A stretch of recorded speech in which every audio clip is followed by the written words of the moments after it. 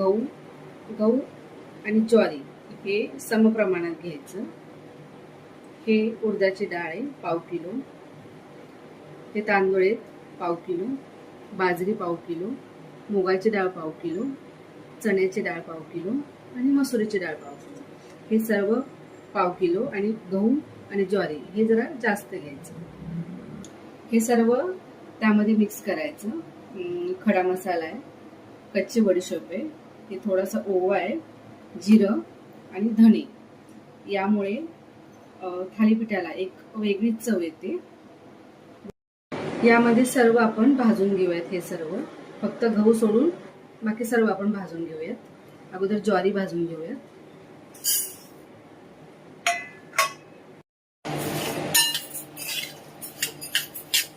अशा प्रकारे सर्व आपण एक एक करून भाजून घेऊया.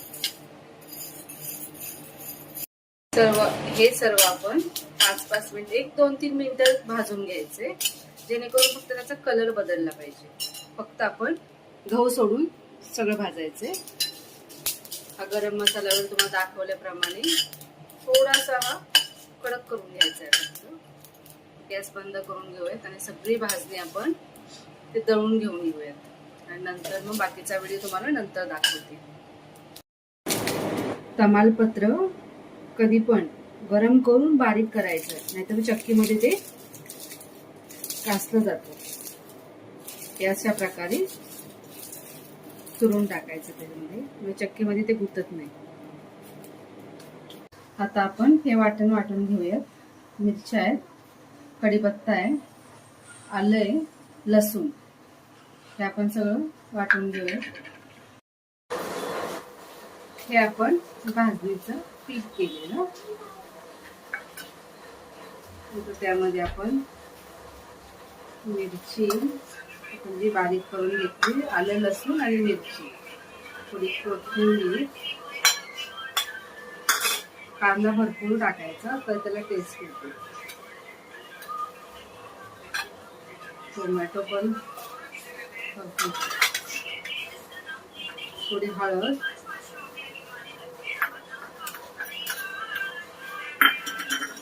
सफेद तीळ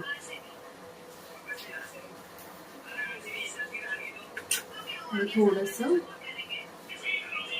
चवीपुरतं मीठ टाकायचं. हे आपण मिक्स करून घेऊयात आणि त्याचा गोळा तयार करून घेऊयात, म्हणजे पीठ मळून घेऊयात. आपण थोडंसं पाणी टाकून घ्यायच्यावर, म्हणजे चिकटणार नाही. छोटासा आपल्याला वाटेल तेवढासा गोळा करून घ्या. हे जमेल असं, ज्या प्रत्येकाला जमतं असं नाही, कोणाला लहान कोणाला मोठा असं जमतं.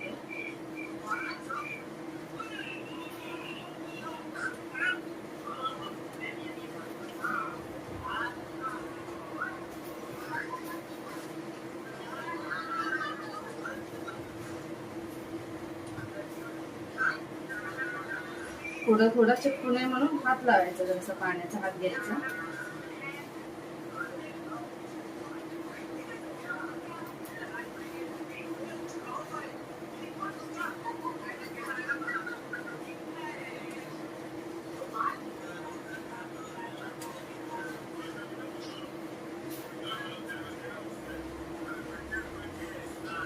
तेल टाकून घ्या जरासं.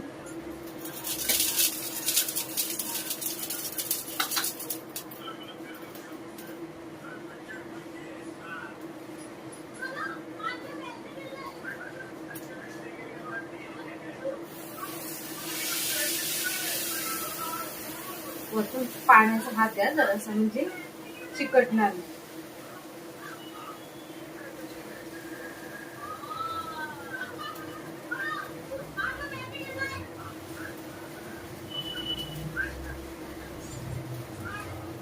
गॅस फुल करा.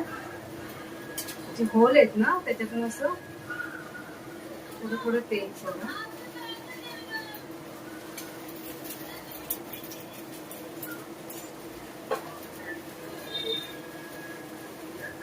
तोपर्यंत आपण दुसरं करून घेऊया.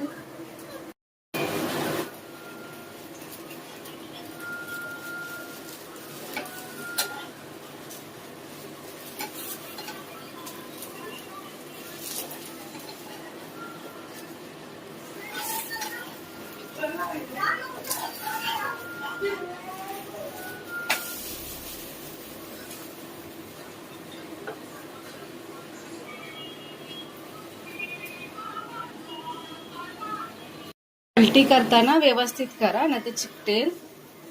तसं चिकटत नाही ते, तरी पण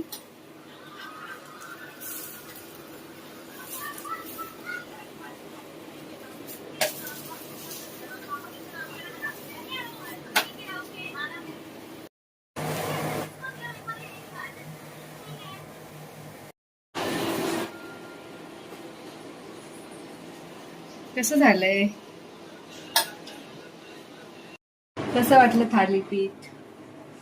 ही चटणी खोबऱ्याची, डाळ, भात, आमच्याकडे मटकीची उसळ करतात ती आहे. आणि हे थालीपीठ कसं वाटलं मला सांगा.